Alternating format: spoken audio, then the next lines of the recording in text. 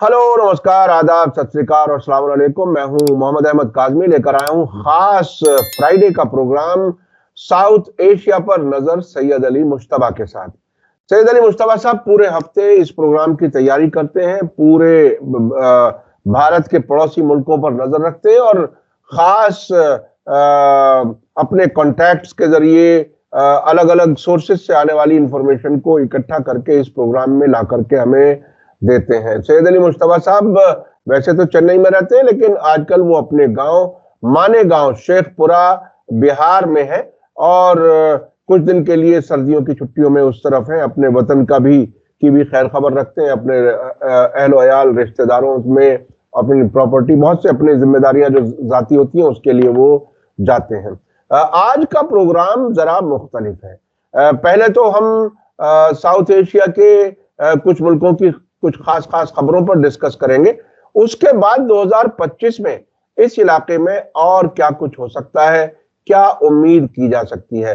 नए साल में ये डिस्कस कर ले तो मैं समझता हूं कि ये एक मुनासिब मौका है कि समझा जाए कि ये इलाका आखिर किस तरफ जा रहा है।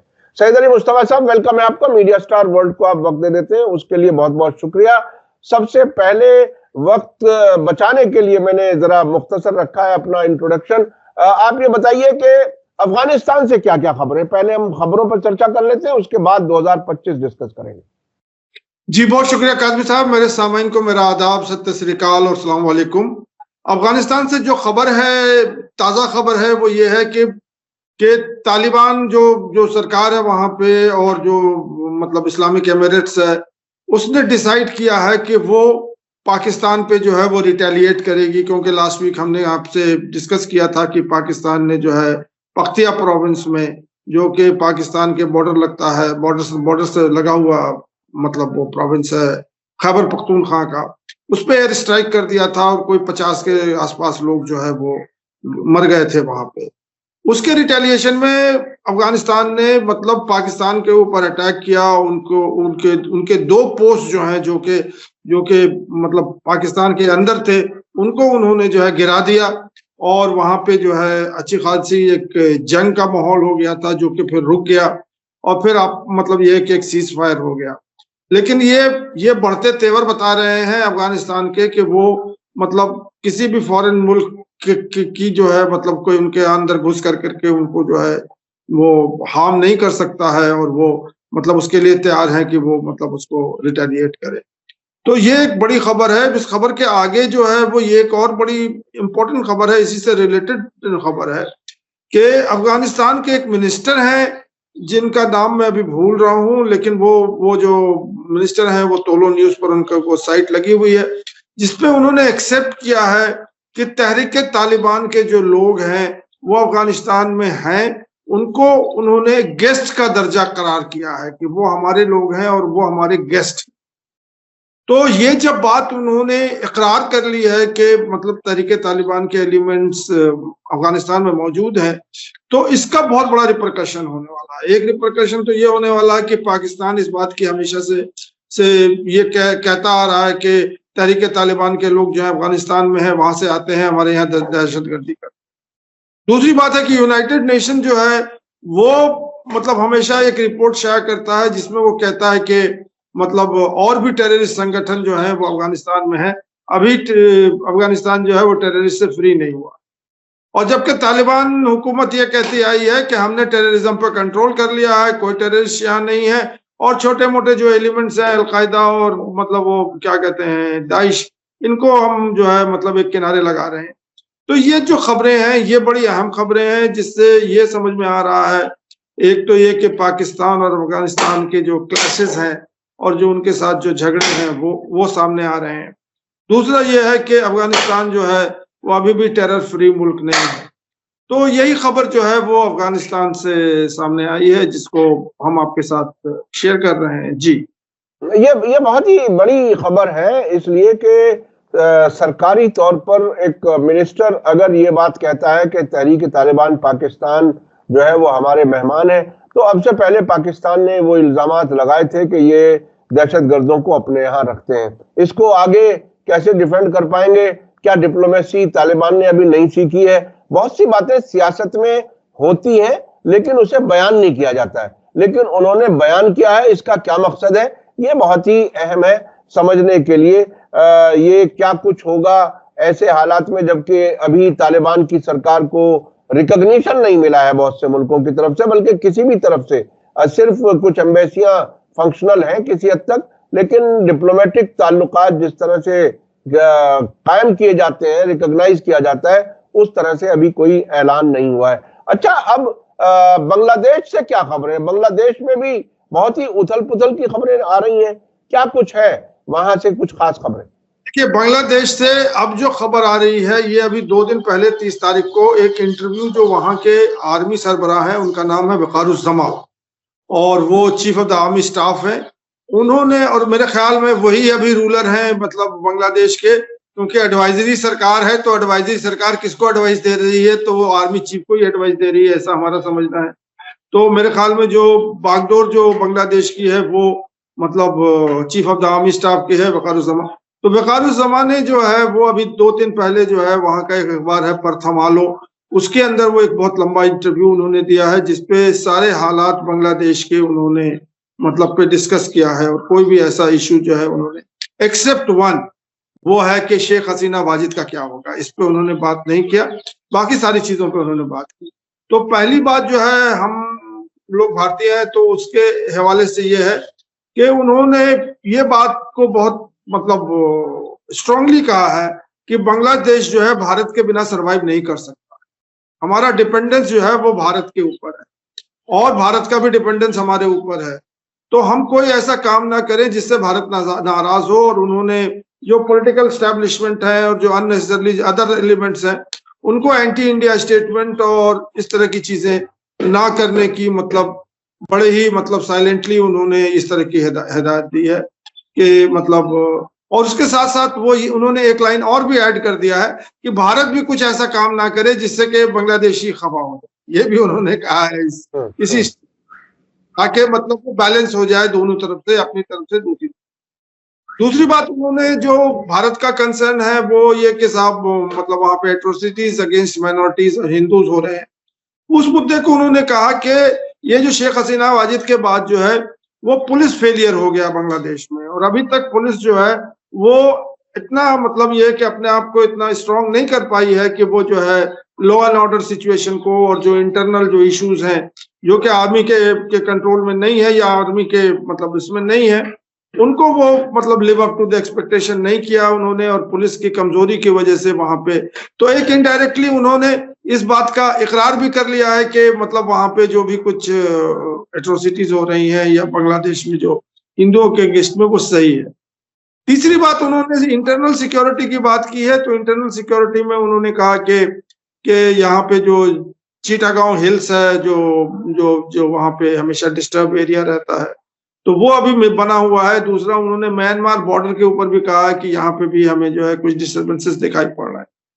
उसके बाद एक बड़ा स्टेटमेंट उन्होंने दिया है कि अभी ये कोई 30 दिसंबर को वहां पे एक बहुत बड़ा स्टूडेंट मतलब एजिटेशन होने वाला था, जिसको उन्होंने कंट्रोल कर लिया, और वो अभी पूरे खबर में नहीं आया। उन्होंने कहा कि वो वही पुलिस फेलियर की वजह से, कि वो स्टूडेंट्स चाह रहे थे कि कॉन्स्टिट्यूशन को वो बदल दें, और जो 1972 का कॉन्स्टिट्यूशन है जिसको वो कहते हैं कि भारत ने कॉन्स्टिट्यूशन, उसको वो उठा के फेंक देना चाहते थे और उसमें बदलाव लाना चाहते थे।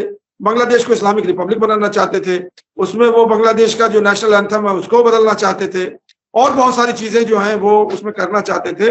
लेकिन इसको बहुत स्ट्रांगली जो है आर्मी चीफ ने जो है वो रिजेक्ट कर दिया। उन्होंने कहा कि जो जैसा चल रहा है उसी कॉन्स्टिट्यूशन पे हम चलेंगे, आगे जो पॉलिटिकल पार्टी है।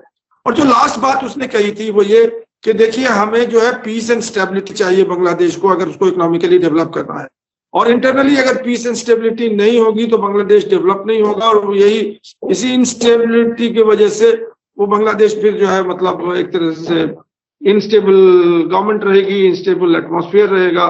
तो उन्होंने पॉलिटिकल पार्टी को अपील किया है कि वो जो है मतलब आपस में जो है वो तालमेल बनाए, और किसकी गवर्नमेंट बनेगी किसकी नई गवर्नमेंट बनेगी वो तो जब इलेक्शन होगा तो उस वक्त होगा। लेकिन उन्होंने कहा कि पॉलिटिकल पार्टी जो है at the expense of Bangladesh कोई ऐसा काम ना करे जो कि मतलब बांग्लादेश इंटरेस्ट को वो खतरे में ले आए। तो ये सब बड़ी समझदारी की बातें की हैं और एक बड़ा मतलब उन्होंने एक अपनी दानिशवरी दिखाई है। और बल्कि उन्होंने ये भी नहीं कहा उन्होंने कि आर्मी जो है वो जाकर के कंट्रोल कर लेगी और हम जो है मतलब चीफ मार्शल और एडमिनिस्ट्रेटर होंगे, इस तरह की बात उन्होंने नहीं की, जो कि बहुत हद तक मतलब ये वहां बांग्लादेश में कयासारियां लगी रही हैं कि इलेक्शन नहीं होंगे, आर्मी जो है इंटरवीन करेगी और आर्मी रूल जो है वो समाज जो है वो आर्मी लेके चले। जी, क्या ये बांग्लादेश के जो मिलिट्री रूलर हैं जिनका नाम विकारुज्जमा है, उनका क्या कहना है इस सिलसिले में? जी, आप ये कहना चाहते हैं शेख हसीना वाजिद के सिलसिले में? जी जी जी बिल्कुल, शेख हसीना के सिलसिले में। जी, ये बड़े मुअम्मे की बात है कि सारा जो अभी बांग्लादेश में फोकस चल रहा है वो यही चल रहा है कि शेख हसीना वाजिद को कैसे हम लेके बांग्लादेश आए और भारत से कैसे एक्स्ट्राडिट करें। और यूनुस सरकार, इंटरिम सरकार ने एक चिट्ठी भी लिख दी है वहां पे भारत सरकार को कि आप उनको भेजिए बांग्लादेश। लेकिन वकारुज्जमा ने इस बारे में बिल्कुल चुप्पी साध ली है और उन्होंने कोई बात शेख हसीना वाजिद के बारे में कहा नहीं है। शायद वो उनकी रिश्तेदार हैं, इसलिए वो उन्होंने जो है मतलब ऐसा नहीं जिक्र किया है। लेकिन जो भी कुछ है, लेकिन यही कहना चाह रहा था कि वकारुज्जमा जो है उन्होंने शेख हसीना वाजिद के बारे में अपने इंटरव्यू में कुछ नहीं किया। उसके बरक्स यहाँ पे इंडिया के फॉर्मर एम्बेसडर जो हैं, जो कि बांग्लादेश में रह चुके हैं, पिनाक चक्रवर्ती कहलाते हैं और बांग्लादेश के एक्सपर्ट माने जाते हैं मतलब मिनिस्ट्री ऑफ एक्सटर्नल अफेयर्स में, उनका बयान है। और मैं उनका बयान इसलिए आपके पास और इस माध्यम से आ रहा हूँ कि उनको बांग्लादेश के ऊपर मतलब गवर्नमेंट ऑफ इंडिया मतलब रिटायरमेंट के बाद भी उनको बुलाती है और एडवाइस लेती है। तो उन्होंने कहा कि वो शेख हसीना वाजिद को इंडिया बांग्लादेश नहीं भेजेगी, ये उनका कहना। और चाहे कुछ भी हो, फिर उसमें उन्होंने ये कहा कि वो क्लॉज है और ये है और वो है, वो पॉलिटिकल प्रिजनर बन के आई है। और एक बात ये भी कहा उन्होंने कि जब वो वहां से पॉलिटिकल अजाइलम प्रिजनर नहीं, पॉलिटिकल मतलब वो है। और उनका एक और लॉजिक उन्होंने ये दिया कि जब उन्होंने सियासी पनाह ली है हमसे।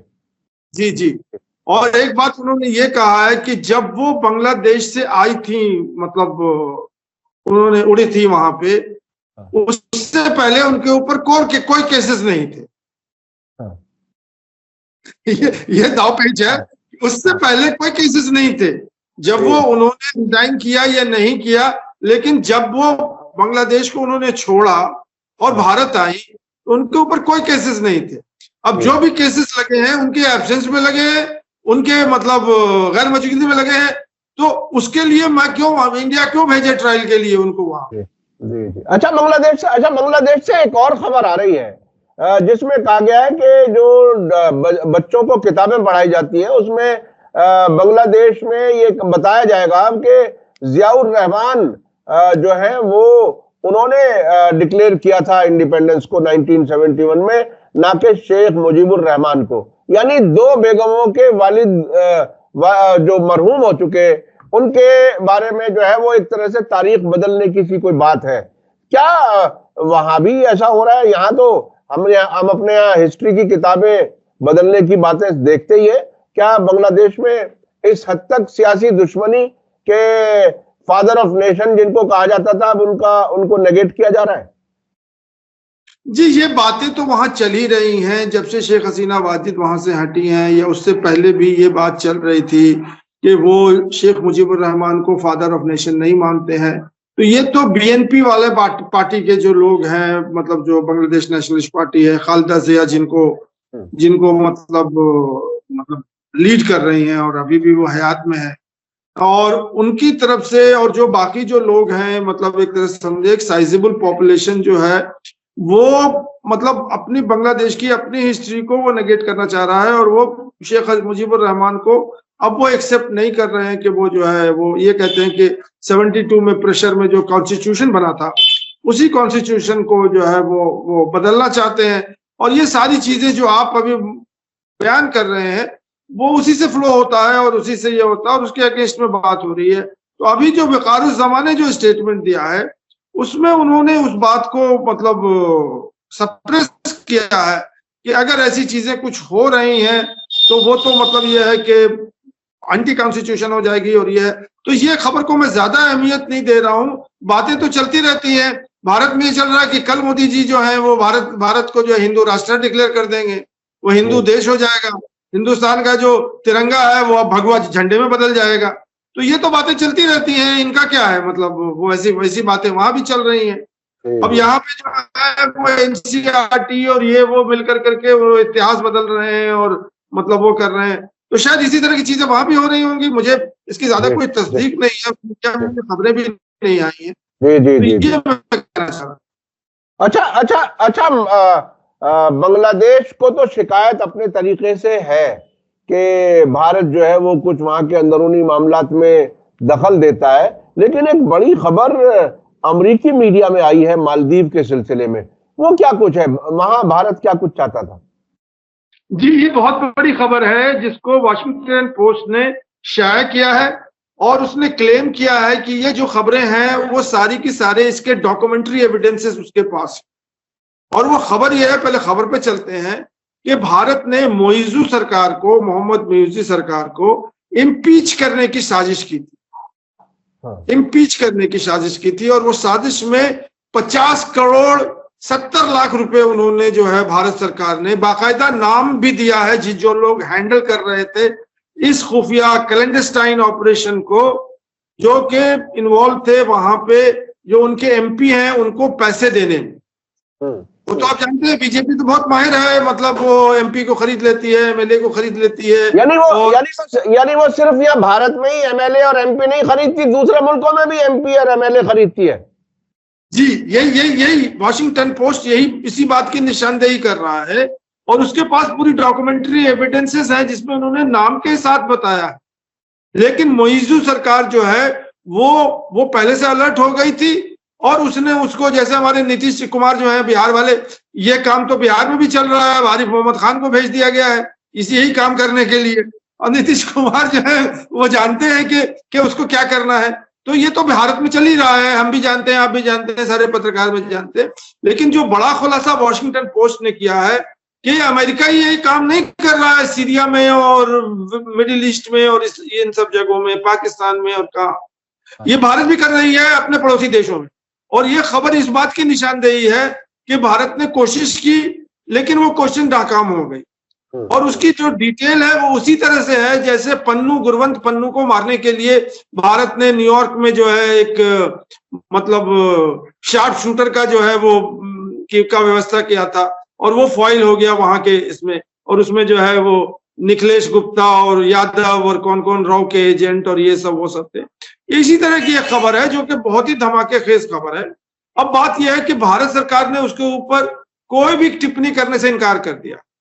जनरल टिप्पणी बहुत दिन पहले, बहुत जमाना पहले जो है वो काफी टाइम हो गया, जो कि हमारे जयशंकर साहब ने कहा था कि ये सारी खबरें जो वॉशिंगटन पोस्ट में, न्यूयॉर्क टाइम्स में और लामोंड में, फ्रांस का जो अखबार है, ये सब एंटी इंडिया एक्टिविटी हो रही है। ये मोहम्मद मोइजू वही है जिन्होंने इंडिया आउट के नारे से इलेक्शन जीता। उसके बाद यूएई में एक मीटिंग में अबू धाबी में मोदी जी से मिले, उसके बाद फिर भारत के दौरे पर भी आए। ये सारी चीजें भी होती रही और उससे पहले भारत ये उनके खिलाफ साजिशें करता रहा। यह बहुत ही दिलचस्प बात है। यानी आपको हम मेहमान भी बनाएंगे, अपने घर भी बुलाएंगे, बढ़िया खाना भी खिलाएंगे और आपके खिलाफ साजिशें भी करेंगे। यानी तकरीबन ये बात सामने खुल के आई ना। जी, इसमें यही है कि इंडिया जो है वो बर्दाश्त नहीं कर सकती थी कि मालदीव में कोई एंटी इंडिया गवर्नमेंट हो। और इस जो अभी जो वॉशिंगटन पोस्ट के हवाले से मैं कह रहा हूं कि प्रो इंडिया वहां पे प्रधानमंत्री रह चुके थे या प्रेसिडेंट रह चुके थे मोहम्मद नशीद, जो कि मतलब इंडिया के मतलब पपेट रूलर थे वहां पे, तो उनको तो हटा दिया वहां से और उनको फिर इंडिया जो है लाना चाहती थी वहां पे मोइजू की जगह पे इम्पीच करने के बाद। तो अब यह है कि वो ये नाराज ये थी कि ये जो है एंटी इंडिया है और प्रो चाइना है। इंडिया की फर्स्ट पोर्ट कॉल जो है मोहम्मद मोइजू की, वो इंडिया नहीं थी बल्कि वो चाइना थी। और उसके बाद जब आए तो उनका तो इकोनॉमिक स्लो डाउन हो गया, ये हो गया, वो सारी चीजें हो गई। फिर उन्होंने भी पैच कर लिया कि हम इंडिया से मतलब पंगा लेकर करके हम मतलब रह नहीं सकते हैं। तो अब मामला रफा दफा हो गया। अब इंडिया और मालदीव जो है बहुत ही मतलब गुड फ्रेंड्स हो गए हैं। अभी एक आग लग गया था वहां पे माले में, जिसमें इंडिया ने अपने पुलिस दल को भेजा था आग बुझाने के लिए। तो ये सब चीजें चल रही हैं। लेकिन वॉशिंगटन पोस्ट का जो खबर है की खबर है, ये लगभग मोइजू जो आए थे मतलब पिछले दिसंबर में, नवंबर में 2023 के इसमें, उसके बाद की खबर है। ये 2024 की खबर है, जो कि इंडिया ने एक ऑपरेशन किया था जो कि फेल हो गया। क्योंकि जो सक्सेसफुल होते हैं उसको तो कोई मतलब बयान ही नहीं कर सकता, वो तो सक्सेस हो गया। महाराष्ट्र में हाँ जी जी, उसकी खबर भी शायद बाहर नहीं आती है। अच्छा, अब चलते हैं। जैसा कि हमने शुरू में वादा किया है अपने दर्शकों से कि 2025 में क्या क्या उम्मीदें हैं इस साउथ एशिया में, क्योंकि पाकिस्तान अभी भी इंस्टेबल लगता है। बांग्लादेश में क्या होगा, नया कॉन्स्टिट्यूशन होगा, नई किस्म की सरकार होगी, क्या होगा, क्या कुछ आकलन क्या है आपका? 2025 कैसा गुजरेगा? चलिए हम लोग चलते हैं पहले अफगानिस्तान इस सेगमेंट में। हाँ। अफगानिस्तान में यह है कि तालिबान जो है वो मतलब अपनी ताकत मजबूत कर रहे हैं, अपनी हुकूमत मजबूत कर रहे हैं। उनकी तरफ से तीन चीजें हैं जो उनके पास चैलेंजेस हैं। एक तो एक्सटर्नल चैलेंज है कि वो अपने आप को कैसे दुनिया से मनवा ले और कैसे दुनिया उनको जो है मतलब एक्सेप्ट कर ले। दूसरा चैलेंज उनका है वो इंटरनल सिक्योरिटी है। तो इंटरनल सिक्योरिटी पर तो उन्होंने बहुत हद तक कंट्रोल कर लिया है, पूरे अफगानिस्तान को जो है अपनी गवर्नमेंट के अंदर जो है उन्होंने रख दी है। और छोटे मोटे जो चीजें हैं वो तो होती रहती हैं, इंडिया में भी होती रहती हैं और सब जगह होती रहती हैं। तो वहां पे उनको समझ लिए कि वो मतलब बेहतरी की तरफ वो जा रहे हैं। तीसरा जो उनका है वो है इंटरनल मतलब डेवलपमेंट और उनकी जो इकोनॉमिक हालात है, तो वो तो सुधर रही है। अब वो डोनर मुल्क के ऊपर जो है वो आश्रित नहीं है, वो अपनी जो है मतलब रिसोर्सेज और इकोनॉमी को करके वो चल रहे हैं। और मेरे ख्याल में 2025 में भी इसी तरह का कोई चीजें जो है वो चलती रहेंगी, खबरें बनती रहेंगी और खबरें आती रहेंगी। लेकिन ये एक पॉजिटिव डायरेक्शन है और इसमें यह है कि अब अफगानिस्तान में तालिबान की हुकूमत को एक तरह से स्वीकृति मिल गई है, उसका डाउनफॉल नहीं होने वाला। तो ये तो प्रोजेक्शन है 2005।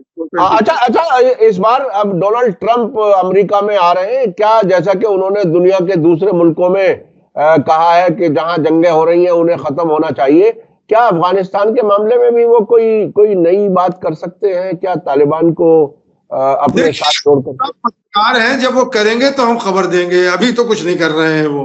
अभी तो वो अभी वो आएंगे ही, अपनी पदभार संभालेंगे, व्हाइट हाउस में आएंगे तो आएंगी। अभी तो कोई प्रेडिक्शन नहीं। मेरा यही लग रहा है, जो मैं प्रेडिक्शन कर सकता हूँ 2025 का, कि जो हालात अफगानिस्तान में तालिबान के साथ 2024 में थे, वही चीज जो है वो 2024 में 5 में भी चलेगा।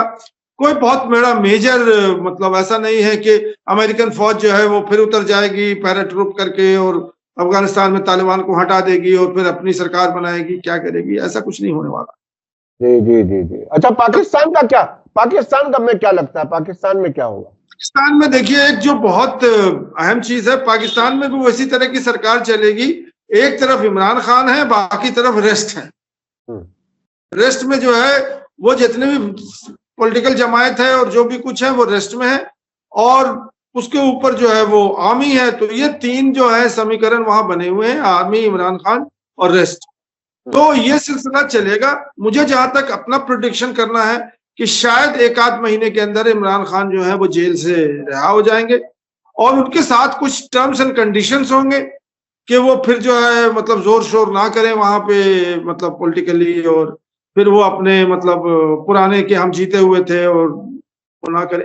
इस तरह का कोई सेटलमेंट होगा तभी वो जेल से बाहर आएंगे, नहीं तो जो आर्मी है और जो अभी जोड़ तोड़ की सरकार है शहबाज शरीफ, वो करेगी। और इंडिया से और भारत से और पाकिस्तान के रिश्ते, मुझे ऐसा नहीं लगता है कि शायद वो संभले।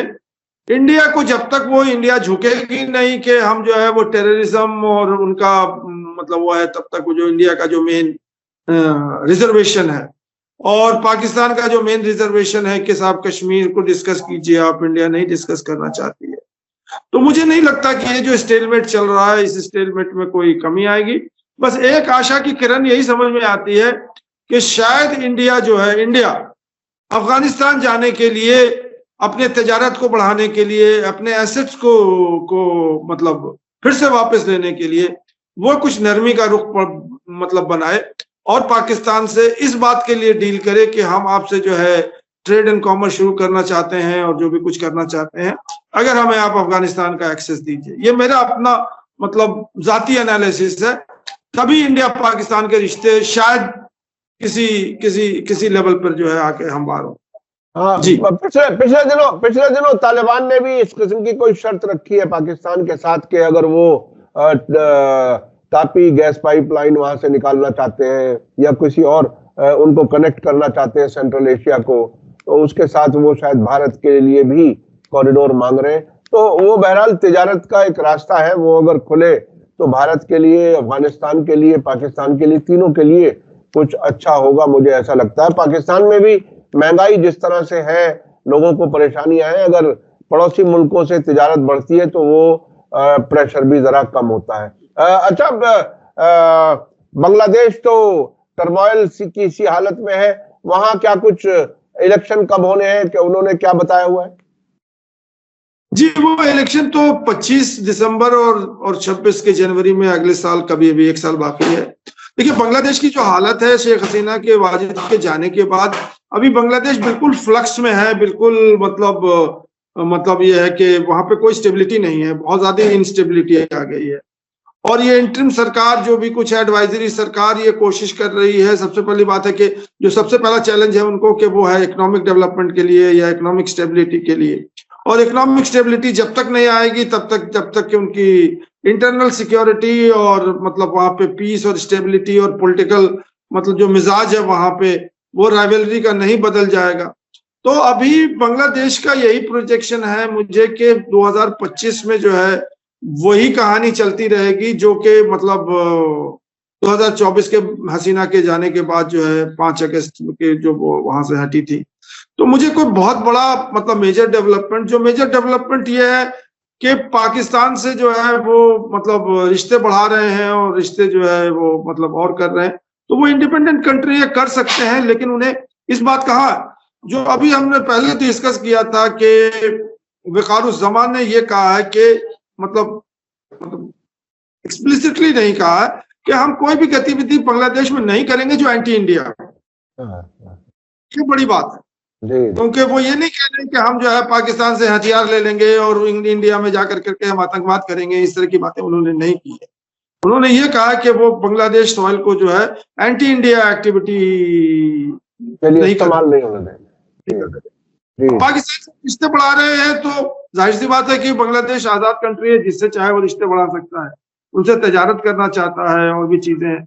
वहाँ एक और डेवलपमेंट है जो हमने पहले डिस्कस किया है कि पाकिस्तानी जनरल और उनके जो फौजी हैं वो अब बांग्लादेश आएंगे पहली बार मतलब 71 के बाद, और यहाँ पे वो अपने यहाँ के जो फौजी वगैरह है उनको ट्रेन करेंगे। तो ये सब उनका इंटरनल मामला है, वो कुछ ट्रेनर आएंगे वहां से ये करेंगे। तो बांग्लादेश के जो वही लग रहा है कि इंडिया के साथ उसको अपने मतलब इम्प्रूवमेंट उनको करना पड़ेगा, और ये जो एंटी इंडिया जो लोगों के अंदर मतलब सेंटिमेंट है उसको उन्हें पीना पड़ेगा और जो भी कुछ है, क्योंकि ये छोटे मुल्क है, सारे अपने प्रॉब्लम जो है वो इंडिया के ऊपर लेके आ जाते हैं। जो भी कुछ उनके जो है प्रॉब्लम है वो अपने गिरबान में नहीं झांकते हैं कि हम मतलब इसको कैसे इंप्रूव कर सकते हैं, बल्कि उसमें सेटिस्फेक्शन उनको इंडिया में कि एंटी इंडिया मतलब कहने से उनको मिल जाता है। तो बांग्लादेश का यही है। अमेरिकन का भी इन्वॉल्वमेंट वहां पे मतलब कुछ बढ़ रहा है, कुछ हो रहा है। शायद ट्रम्प सरकार जो है और इन्वॉल्व हो, क्योंकि वो चाहती है कि बांग्लादेश को, पहले भी शेख हसीना वाजिद जो है वो कह रही थी कि अमेरिकन इन्फ्लुएंसेस यहाँ पे बढ़ना चाह रहे हैं। तो हो सकता है कि ट्रम्प सरकार, क्योंकि मोहम्मद यूनुस जो है वो तो अमेरिकन कैंप के आदमी हैं और उन्हीं के मतलब वो हैं। तो ये सब चीजें हो रही हैं और बांग्लादेश को अब हम लोग यहीं छोड़ते हैं, अब चलते हैं हम लोग नेपाल की तरफ। तो नेपाल की खबर यह है कि नेपाल में एक बहुत बड़ी बात हो गई है कि जब तक परचनन थे वहां पे मतलब रूलर, तो कभी इस खेमे में चले जाते थे, कभी उस खेमे में चले जाते थे, उनकी जो कुर्सी थी बची हुई थी। अब उनको जो है वो हटा दिया गया है और जो दो बड़े सियासी जमायत हैं, एक तो केपी शर्मा ओली का जो कि कम्युनिस्ट रिप्रेजेंट करते हैं, और दूसरा शेर बहादुर देउबा का जो कि कांग्रेस को रिप्रेजेंट करते हैं, ये दोनों मिल गए हैं। और अभी जो है वो ओली साहब वो वहां के प्रधानमंत्री हो गए हैं, और देउबा साहब जो है अभी 2-2.5 साल का। तो नेपाल में जो है वो एक स्टेबिलिटी का माहौल आ गया है, और 2025 में भी यही स्टेबिलिटी चलेगी। आगे क्या होगा फिर हम लोग बताएंगे उसके बारे में। तो नेपाल में पॉलिटिकल स्टेबिलिटी मुझे लगता है कि आ गई है अभी। जी जी, बहरहाल साउथ एशिया जो है वो सियासी तौर पर कई यानी उलटफेर देख सकता है। पाकिस्तान, बांग्लादेश, कई ऐसे वाकयात हैं, मुल्क हैं जो जिनमें तब्दीलियां कैसी आएंगी, क्या होगा, किसी को नहीं मालूम। बहुत बहुत शुक्रिया सैयद अली मुश्तबा साहब जी। और मैं लेना चाहता हूं इसी को, उसके बाद फिर उसको एंकरिंग। एक तो अब नेपाल के बाद मैं ये कहना चाह रहा था कि श्रीलंका में, तो श्रीलंका में अभी इलेक्शन हुआ है और अरुणा कुमार दिशानायके जो है वो आए हैं और वो प्रेसिडेंट बने हैं।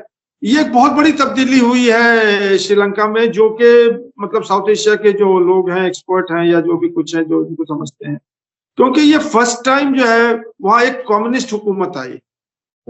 ये जो दिशानायके हैं, इनकी पार्टी जो है नेशनल पीपुल्स पार्टी है, जो कि मतलब लेफ्ट मतलब एक्सट्रीम नहीं बल्कि लेफ्टिस्ट पार्टी है।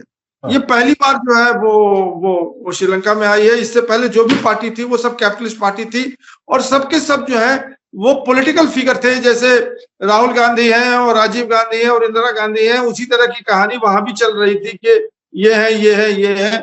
तो वहां भी जो रूलिंग एलीट थी वो पहली बार चेंज हुई है, जो कि कॉमनर के यहाँ आई है।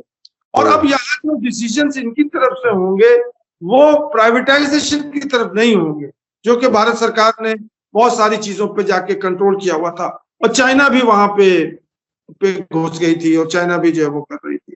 तो श्रीलंका का प्रोजेक्शन यही है कि अब उनका प्राइवेटाइजेशन रुकेगा और उनकी अपनी इंटरनल जो स्टेबिलिटी है, क्योंकि उनको 2/3 मेजोरिटी से ज्यादा मतलब पार्लियामेंट्री सीट्स मिल गए। अब आ जाइए नेपाल मालदीव्स के ऊपर, जो हमारा जो है, तो मालदीव्स में भी यही है कि मालदीव जो है ना ही वो मतलब एंटी इंडिया भी है और ना ही वो बहुत ज्यादा प्रो चाइना है, और दोनों को वो बैलेंस कर रहा है, और दोनों को बैलेंस करने के बाद लेके चल रहा है। इंडिया से जो उनके मतभेद थे वो खत्म हो गए हैं। इंडिया जो है उनको लोन और ग्रांट और एड वगैरह सब दे रहा है, चाइना भी दे रहा है। तो वहां भी यह है कि कोई मेजर अपीवल जो है वो मजदूर सरकार को नहीं है, और वहां भी पॉलिटिकल स्टेबिलिटी चल रही है। अब साउथ एशिया को देखने दो चीजें और समझनी पड़ेंगी, जो कि हम 2025 में देखना चाह रहे हैं। एक तो है चाइना का इन्वॉल्वमेंट, जो कि बहुत बहुत जबरदस्त है, और सारे मुल्क में जो है वो चाइना का इन्वॉल्वमेंट है। और अभी मैं ये भी बता दूं कि जो अभी इंडिया से और लद्दाख का जो मामला सेटल किया चाइना ने, तो वो चाइना ऐसा नहीं है कि उसने मतलब इंडिया से डर के वो अपनी ट्रुप को हटा लिया, क्योंकि उसने कोई लूज नहीं किया है। अगर वो ट्रुप को हटा लिया, वो तो वहां उसको फॉरवर्ड तो गेन कर रहा था, वहां से वो पीछे हट गया। तो अब ऐसा उसने क्यों किया? उसने इसलिए किया कि इंडिया की इकोनॉमी पर उसकी नजर है और अपने ट्रेड एंड कॉमर्स के ऊपर नजर है। और चाइना का ये कहना है कि हमें जो है वो मिलिट्री जो उनकी कॉन्सेंट्रेशन है उसको लेना नहीं चाहती है। वो इकोनॉमिक अपने आप को जो है और स्ट्रॉन्ग से स्ट्रॉन्ग करना चाहती है। वो ग्लोबल इकोनॉमी के चक्कर में लगी हुई है, और इंडिया एक बहुत बड़ा पार्टनर है। तो इंडिया जो है वो, और इसी तरह से सारे साउथ एशिया मुल्क में चाइना जो है बराबर और मुस्तकिल। अब मैंने आपको बता दिया ना कि मतलब चाइना का जो है वो $50 बिलियन लगा हुआ है साउथ एशिया मतलब का स्टेक। इंडिया का जो है सिर्फ $9 जो है $9 बिलियन जो है वो स्टेक है। तो चाइना का तो इन्वॉल्वमेंट साउथ एशिया पे बढ़ता रहेगा, पाकिस्तान पे, श्रीलंका पे, नेपाल पे, मालदीव पे, ये जो सारे मुल्क हैं वो बढ़ता रहेगा, और इंडिया पे भी बढ़ता रहेगा। अब जो लास्ट चीजें हैं वो है अमेरिकन इन्फ्लुएंस। क्या अमेरिकन इन्फ्लुएंस क्या चाइनीज इन्फ्लुएंस को न्यूट्रलाइज करेगी? मुझे नहीं लगता है कि वो न्यूट्रलाइज करेगी, इसलिए कि अमेरिकन का जो इंटरेस्ट है वो सिर्फ साउथ एशिया में नहीं है, उसका ग्लोबल इंटरेस्ट।